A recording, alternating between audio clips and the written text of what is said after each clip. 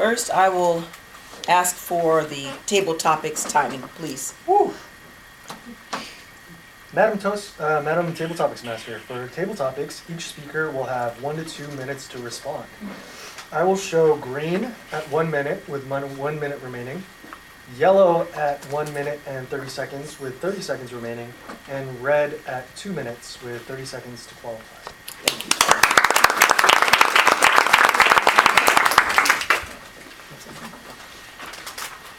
As was mentioned earlier, unicorns is our theme for today's meeting. And before I start, I'd like to know if any of our guests, if I call on you, is there anyone that's not okay with me calling on them? Any of the guests? They're all You'd gay. be willing to? They're all gay. That's why they're here. Yes. Okay. Alrighty. So now I'll get started. As we all know, a unicorn supposedly has magical powers. If you had magical powers, Aaron, what would you change here at work?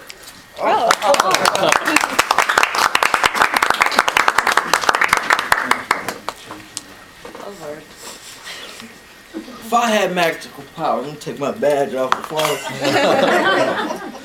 First off, I want to take a second and feel the resplendence in the room. Now that we've absorbed that, if I had magical powers, I would clear Edisist for everyone. Then I would make sure that every week an automatic deposit of at least 32 and a half PTO hours are in all Trojan alumni.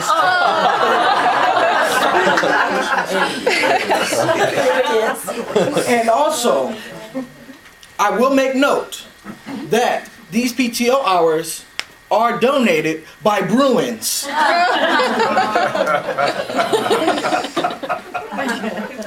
There's more resplendence coming on. I can feel it. In addition to that, I would make a mandatory rotation program in which people in a particular sector, maybe they can learn how other sectors operate. I know a lot of times I deal with multiple sectors and programs, and there's no cohesion between them. I think we can all attest to that to some degree. Mm-hmm. I think we should have that, along with maybe having an initiative towards showing the world how cool we are, to gain new millennials and retain those that are here that don't get a pension and have Edison's issues.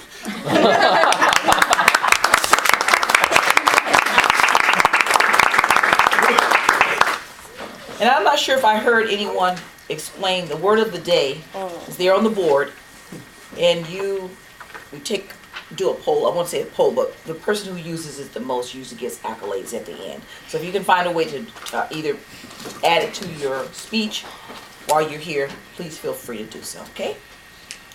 All right, moving on. Unicorns are said to be uncatchable, but nothing is impossible. I would like for you, if you give me your name first. Gloria. Gloria, would you tell me of a time when you tackled a seemingly impossible project or turned something or someone around that everyone thought couldn't be done?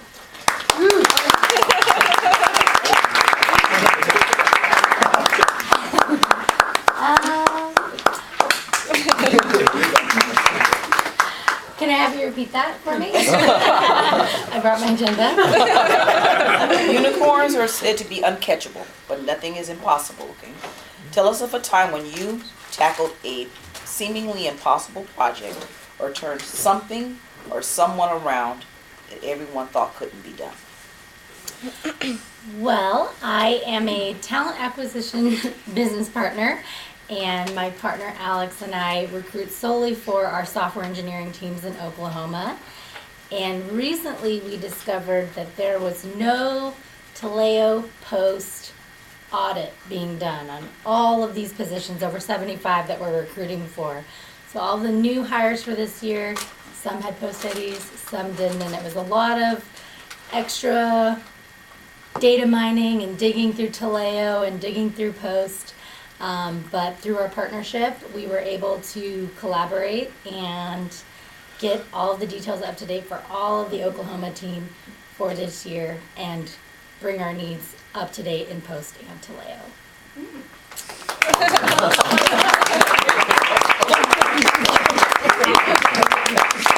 Thank you for stepping up, Gloria. As I mentioned already, I'll come back to that question. Private startup companies, this is something I learned, valued at $1 billion or more are called unicorns. I don't know if anybody else knew that. Uber, Lyft, Snapchat, SpaceX, Pinterest, and several others made that list. As a child, is it Anne-Marie? It is. Anne-Marie, would you tell me what toy was priceless to you? Oh, wow.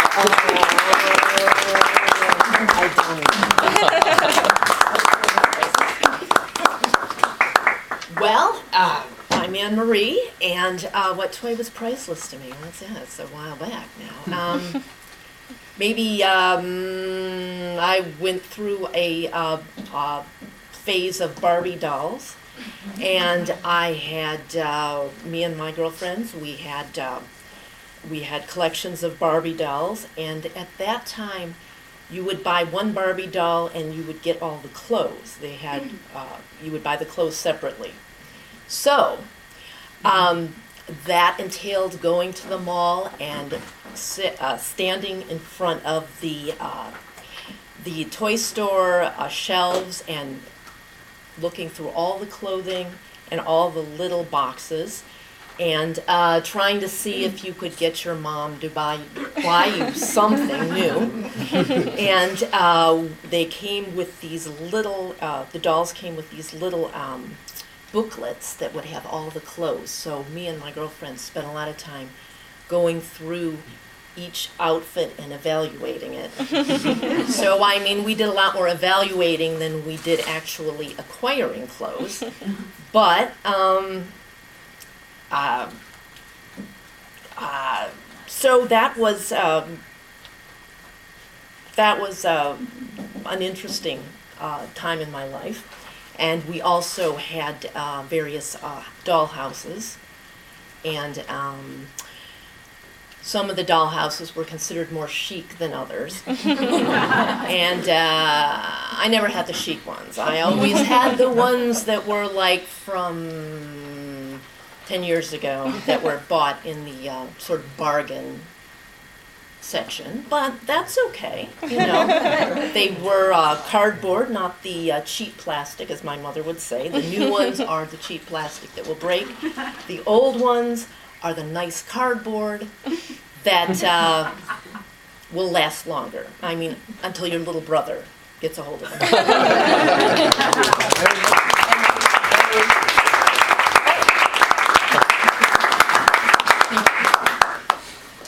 Thank you for that.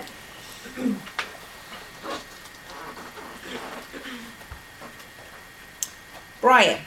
Oh, Would you describe in detail how you felt when you found out your parents had bought you a unicorn for your 12th birthday?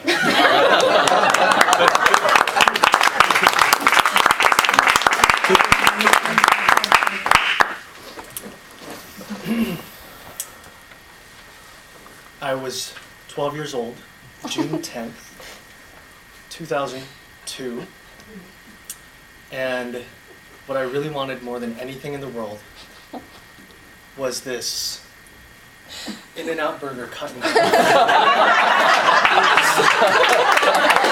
I knew my parents would somehow find out. I had told all my friends. And yet, when I came down in the morning, when I woke up and I saw my parents, there in front of me was this gorgeous unicorn. And on top of that, it was eating an In-N-Out burger cut in half. So, I didn't even know that it was a unicorn. I thought it was just a horse. I thought that the horn on its head was something to just keep it in balance, and something that would light its way forward. So I was like, Mom, what is this? I don't want a horse. I was just hungry. But she assured me that it would be something that would be good for my future. So when I turned 18, I sold it for $250 million.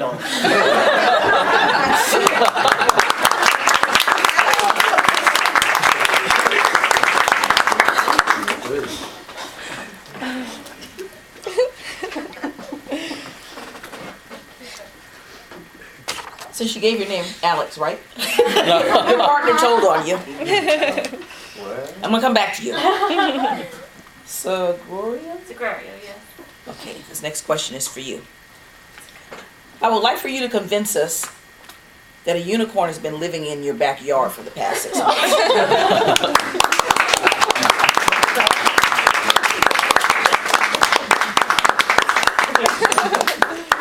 So convince us that a unicorn's been living in my backyard. Okay.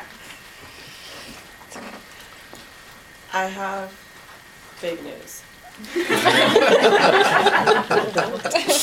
I went home the other day thinking I had 45 minutes to myself before my husband and my 2.5-year-old come home. It's a big deal, anyone in the room that has children, right? So I decided I'm gonna get home, I'm gonna open a bottle of wine, totally enough time for me to have maybe 1 or 4 glasses. We just redid our backyard, right? So I thought to myself, I'm opening it up outside. I just so happen to have a chilled white wine bottle in the garage refrigerator. So I went to the back and, you all, I saw the biggest piece of rainbow poop. Where does this come from? Where did rainbow poop come from? This isn't a gag. Like how? So, it could only come from one place, right? Where else could it come from? But a unicorn. It has to have come from that. So I decided to plant a trap for it. And I had plenty of time. 45 minutes. By now, I've already opened my glass of wine, changed my clothes, did the laundry, put the dishes away, and it's only been 3 minutes. I still have 42 minutes to try to develop a trap for the unicorn. So what do I need? I think I need Lucky Charms. Right? Like what else? Rainbows, Lucky Charm, and maybe leprechauns. They all know each other. So I just so happen to have Lucky Charms because my daughter's addicted. I'm the mom who buys her the sugary cereal. I don't care. Gives me 10 minutes of quiet. I will refill it 3 times if I need to. So I have some, and I grab it and I put it. I'm like, well, what do I put it in? I can't just put it on the floor. It's a unicorn. They have expectations. So I decided to put it in this big gold platter that I got for our wedding. Put it there. I saw it. It came, it ate it up, and it left an even bigger piece of unicorn poop. Great.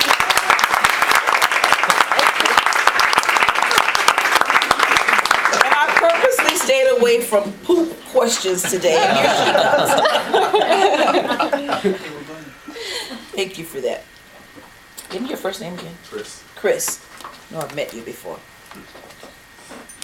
She took one of my questions by talking about the trap. The man, the myth, the legend.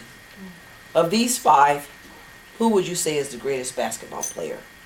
Magic, Kobe, Shaq, Michael Jordan, or Jerry West?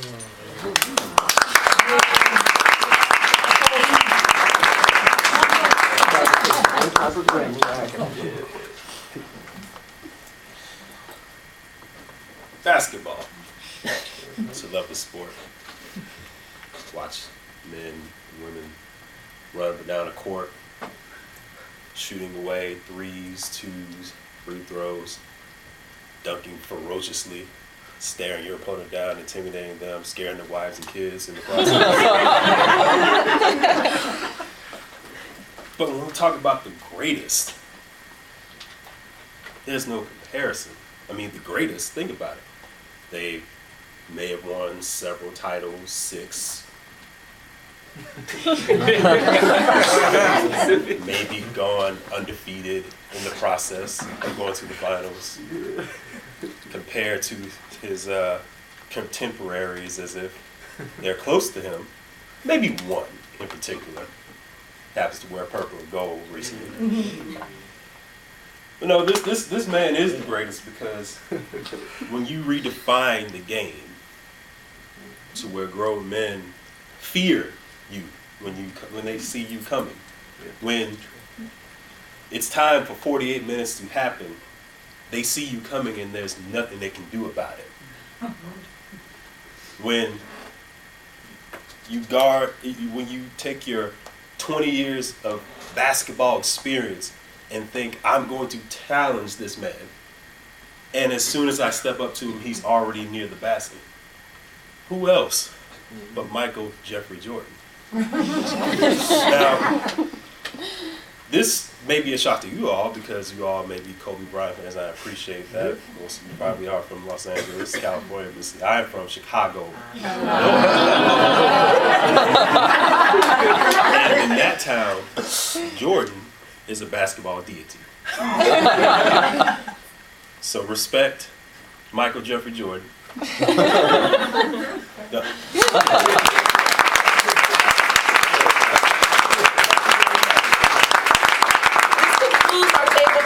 Alex, you dodged the bullet this time. Thank you very much. Wait, Wow, thank you so much, Sharon, for leading us through that entertaining.